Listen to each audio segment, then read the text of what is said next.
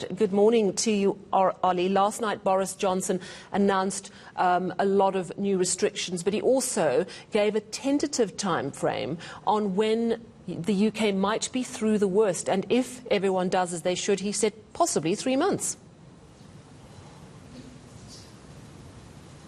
Yes, Boris Johnson was very clear not to say that he thought that he could end this outbreak in 3 months, but he did say that he does believe that Britain could start to turn the tide within 12 weeks. That is the first time we have heard a time frame from Boris Johnson, and I think he wanted to give the population a little bit of hope, a little bit of an idea about how long the restrictions that are currently in place might be going on for. Part of the reason that he wants to do that now is that this very day, this Friday, after the end of the school day today, schools up and down the country will shut to most pupils.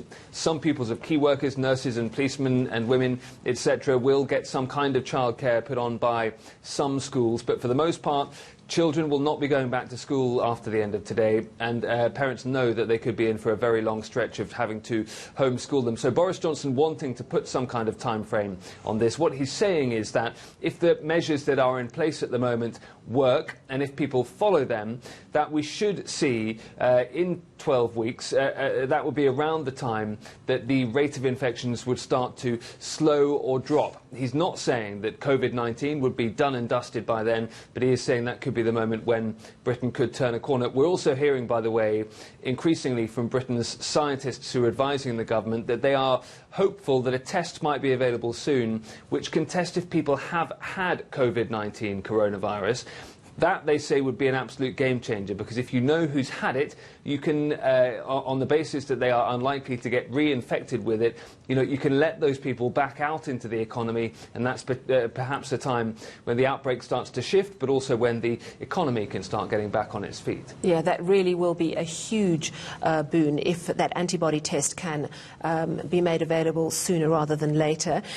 You also expecting today, apart from schools closing, some more economic measures to be announced. Tell us more.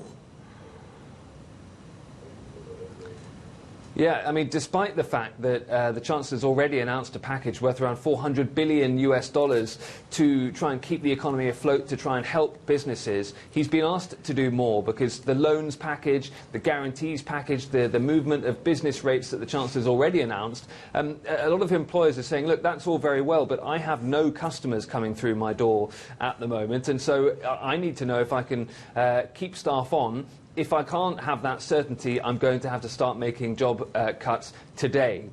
So the Chancellor, we expect, the Finance Minister, will lay out later on a new package which may offer some support to some businesses in terms of their payroll. One idea being considered is that the government will essentially subsidise as much as 75% of workers' salaries who may be in jeopardy of being laid off through something like a 12-week period. That would give some employers the ability to keep staff on rather than having to immediately lay them off now. So that's the kind of thing we're expecting to hear from the Chancellor later on. It's going to be hugely expensive for the UK taxpayer. We're hearing about stations closing in London, that many people are now working from home, as indeed you are. What is life like in London? Is it like a ghost town? We do know that Boris Johnson said he wasn't going to completely shut the underground, but it has been restricted, hasn't it? Yeah, people are still out on the streets at times, and they can be so while following advice. I'm allowed to take the dog for a walk once a day. People are doing that. They're making sure they're getting their exercise while staying away from other people.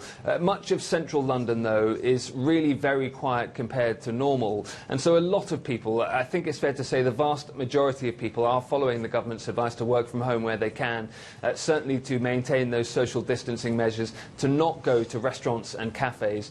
But there is a minority who are still doing that, who are going to the pubs that remain open. We heard reports overnight that some of the pubs in central London were actually really quite busy, the ones that have remained open through this time. And that's led to a lot of criticism for the government, saying, why don't you just shut those establishments so that people can't go in them? I think the government wants to allow some of those businesses to at least stay open, in the sense that rules have been changed so that restaurants and pubs and cafes that wouldn't normally be able to offer a takeaway and delivery service are being allowed to do so through this crisis. That's one way of maintaining a revenue flow. What that means, though, as I say, is that there are still some people frequenting establishments like that in the British capital. They are coming in for a huge amount of criticism from other Britons on social media, but as yet the government hasn't imposed even more stringent restrictions, which would mean that those establishments either close or that people are punished if they go in them. Now, Olly, I will have to ask about your personal situation. You told us earlier this week that your 10-year-old son had displayed some symptoms and that the whole family was self-isolating. How is he doing? He's doing fine. His cough has been getting worse day by day, but he feels fine. He's in pretty good spirits. Nothing to worry about, we don't think. The advice from the government in our situation is that someone is displaying symptoms, then the whole household has to isolate. We are doing so, so we will be stuck between these four walls, apart from that dog walk, until the following weekend. One of the issues here is that the NHS simply don't have enough tests to test everyone at this point, so we don't know whether my son has COVID-19. He may just have a cough, but that is one of the symptoms that the government says you must isolate for if you develop it. The rest of us all feel fine, but at the same time it's entirely possible to develop the coronavirus and not show any symptoms. So we're locked down, we're hunkering down for the next week or so here in London, trying to follow government advice where possible and doing our best to stay well away from other people. That means members of family and friends, we're not seeing them. A lot of people are in this situation and will be not having a huge amount of social contact for some weeks now. Well, you take care, Olly. Thank you so much for giving us that update, and best of luck to your family as well. That's our correspondent in the United Kingdom, Olly Barratt.